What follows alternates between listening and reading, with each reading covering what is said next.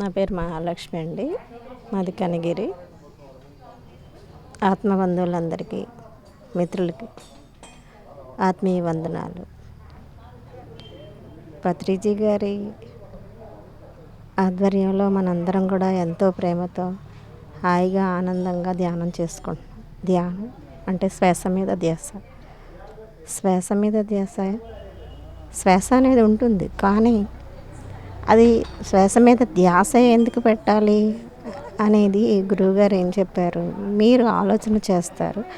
ఆ ఆలోచన చేయడం వల్ల మీకు అన్ని విషయాల మీదకి వెళ్ళిపోతుంది. కాబట్టి మీరు ఆలోచనలు తొలగించుకుంటే మీరు ఆనందంగా ఉండగలుగుతారు అన్నారు. ఆనందం కోసం ధ్యానం. ధ్యానము సర్వరోగ నివారణ, ధ్యానం సకల భోగకారణ.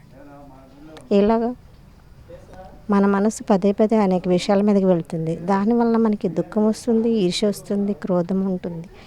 ఇవన్నీ లేకుండా ధ్యానం చేసుకోవడం వల్ల మనం ఆనందాన్ని పొందుతాం. ఈ ఆనందం వల్ల అందరితోనూ ప్రేమతో ఉండగలుగుతాం. నేను శాంతిని పొందటానికి, ప్రేమతత్వంతో ఉండటానికి ఈ ధ్యానాన్ని పొందాను. అమ్మా నాన్నలు కూడా దైవ భక్తిలో ఉన్నవాళ్ళు. వాళ్ళ ద్వారా నేను ముందర భక్తి మార్గంలోకి వచ్చాను. వారే నా ప్రథమ గురువులు. నా మొట్టమొదటి గురువు నా తల్లి. ఆమె ఎన్నో విషయాలు ఆధ్యాత్మికంగా నాకు బోధించేది. అలాగే శ్రీమన్నారాయణ చిన్నజీయర్ స్వామి వారిని పరిచయం చేశారు. వారి ద్వారా శాకాహారిగా మారి భక్తిలో అభిషేకాలు, పూజలు, మంత్రాలు చదువుకోవడం తెలుసుకున్నాను.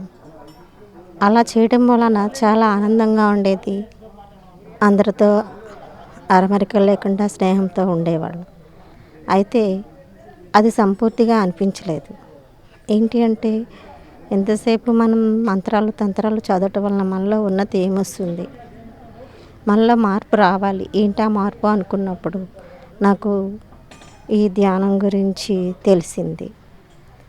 ధ్యానం వలన మనము పూజలు అభిషేకాలు చేయక్కర్లేదు. శ్వాస మీద ధ్యాస పెట్టి నీవు కూర్చున్న స్థితిలో ఉన్న చోటనే ఉన్నట్లయితే నీ ఉన్నత స్థితికి వెళ్తావు. నిన్ను నువ్వు తెలుసుకోగలుగుతావు. నిన్ను నువ్వు తెలుసుకోవడమే ధ్యానం. ధ్యానంలో స్వేచ్ఛ ఉంటుంది, ప్రేమ ఉంటుంది, ఆనందం ఉంటుంది. అది నేను పొందాను. నేను పొందిన ఈ ధ్యానాన్ని 10 మందికి చెప్పాలి.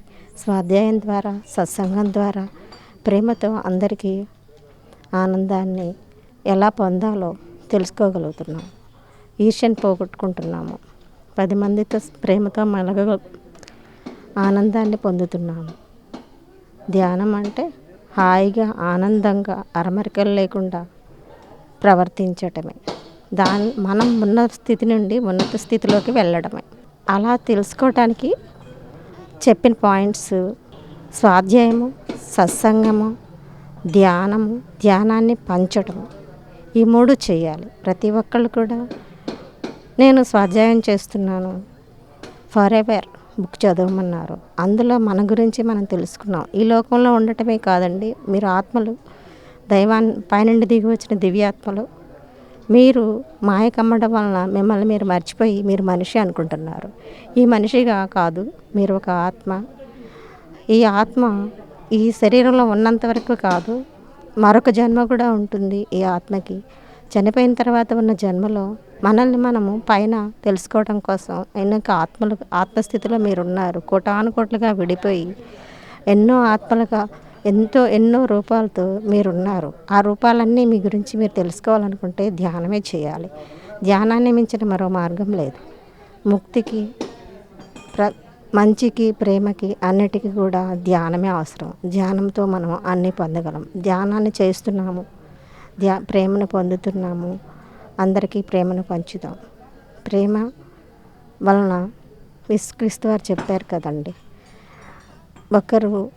ఎవరైనా తప్పులు చేస్తారు, మీలో ఏ తప్పు లేకుంటే ఎదుటివారిలో తప్పును గమనించండి. కాబట్టి మీలో ఉన్నటువంటి సంస్కారం, మీరు సంస్కారవంతులైతే ఎదుటివారిలో కూడా మీకు అదే కనిపిస్తుంది. కాబట్టి మీరు ఏమి ఇవ్వగలరు అనుకుంటే, ప్రేమని ఎంత పంచినా తరగదంటే, స్నేహాన్ని ఎంత పంచినా అది పెరుగుతూనే ఉంటుంది. కాబట్టి మనల్ని మనం తెలుసుకోవాలంటే ధ్యానమే పరిష్కారం. ధ్యానం వల్ల మనం ధ్యానం సకల భోగకారిణి అన్నారు.